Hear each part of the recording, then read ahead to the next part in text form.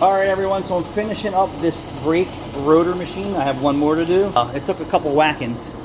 So I use a cookie pad, and then this is how I put my non-directional finish on it. And it doesn't have to be perfect. What you're doing is you're knocking down the micro finish that you can't see.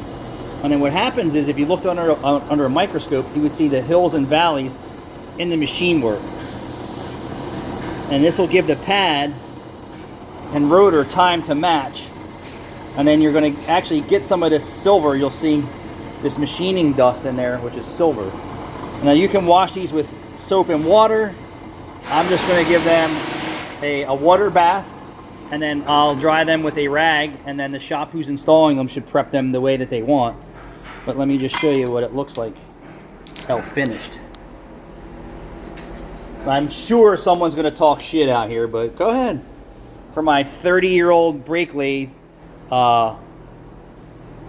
with bits that aren't even fresh, well, and I keep an eye on them. I knew that I can get a couple more cuts out of it before it starts sacrificing the finish on that rotor. Bam, baby, look at that. Woo! So let's break it down. Maybe you guys can watch me take it apart without killing myself. So I did treat myself to a new silencer. Although this rotor is really big. You know, sometimes old machine stuff really works better. I mean, there's nothing wrong with technology.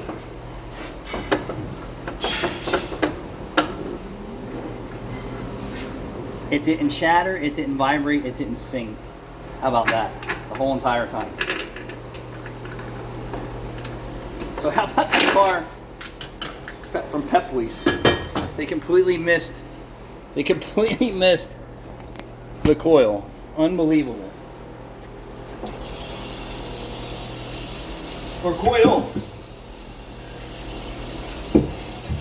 So even touching rotors with your fingers and leaving grease behind really isn't a good thing. You want a rag that's clean and dry. Let me just show you something. That makes a huge difference in the brakes. Like I said, I'm just going to give it a little, and then the shop who's responsible for doing the quality brake job will have to manage the rest.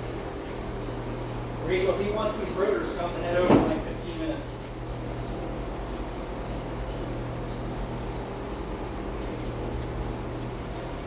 Oh, so this customer is definitely hard on these brakes.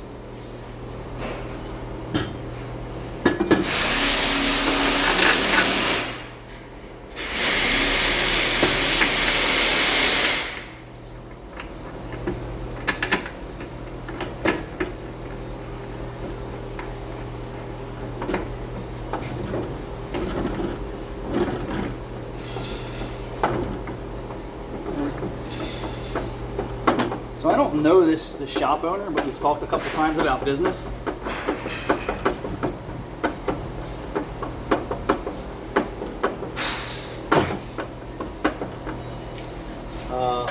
That's all he uses this for. Shame. I wonder if he just bolts on exhaust systems and cats. I'm not really sure what he does there. I know he brings me some weird stuff to cut all the time. And I guess that's how he's competing wherever he's at.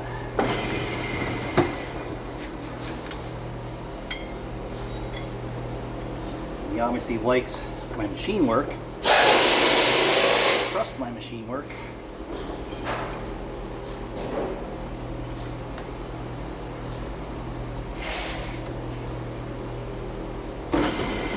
Typically when I see rotors, they're beat to death. These ones aren't rusted out, which is a higher quality European car. So I don't know if this is off a BMW or a Mercedes or an Audi or something like that. Definitely the size of the rotor, 14-inch rotor-ish. So the edges are, it has parallelism in it. We're just going to take that edge off. And then I'm going to take this and I'm going to go back a little bit and see how really bad it is. And this is why I don't pad slap rotors. Let me give you a base cut here. And I'll explain to you more about that in just a second.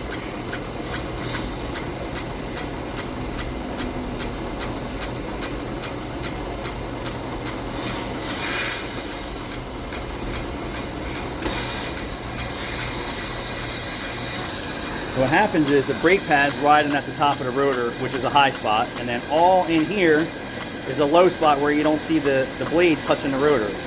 All low spots, and then down here another low spot. So when you put the brake pad on, that brake pad is trying to follow and move and vibrate and trying to grab surfaces of the rotor and causes clicking, pulsations, moans, groans.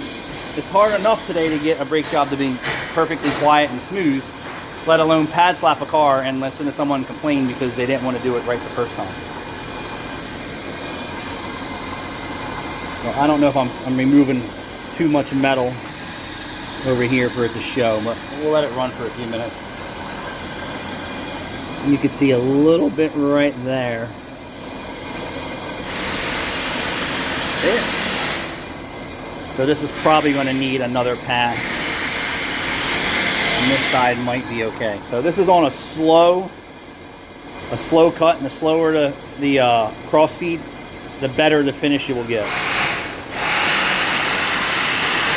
And then after this rotor is finished, I will rotate these blades. Yeah. So now what you're seeing on the rotor, right, where my finger's at,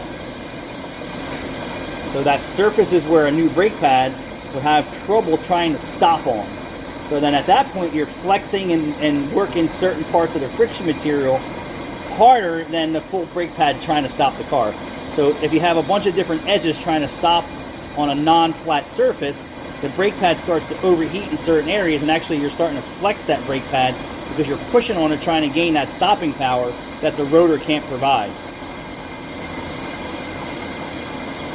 And that's why pad slaps are no good.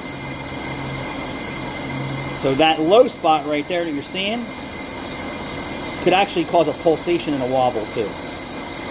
So you have parallelism, which is variations in thickness all the way across the rotor, which has happened. And you also have run out, okay? And that's the rotor, this piece here doing this. Walk, walk, walk, walk. So this side's probably not going to show because I went heavier on this side. Listen how quiet this machine is. And then this side I went lighter. And the heavier you go, the worse the finish, and the more beating it puts on your tips, your head, and all that stuff. And the more vibration it transfers back into here.